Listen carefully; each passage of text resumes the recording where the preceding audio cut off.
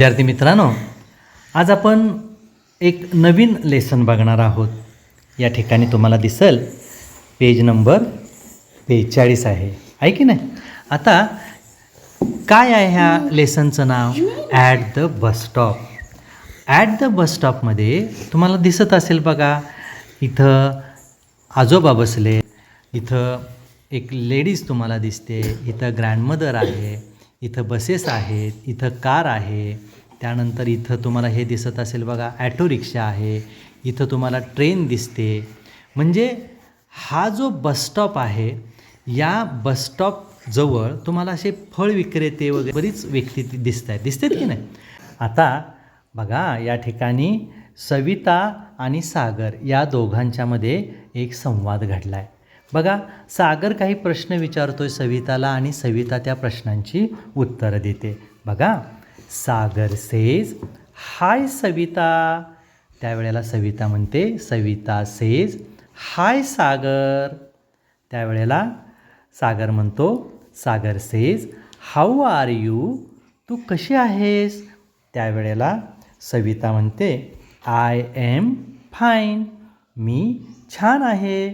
त्यावेळेला सागर काय म्हणतोय बघा, Sagar says where are you going. तू कुठे चालली आहेस? त्यावेळेला सविता म्हणते, Savita says I am going to Nagpur. मी नागपूरला चाललेली आहे. सागर सेज, सागर म्हणतो, हू इज विथ यू. तुझ्याबरोबर कोण आहे?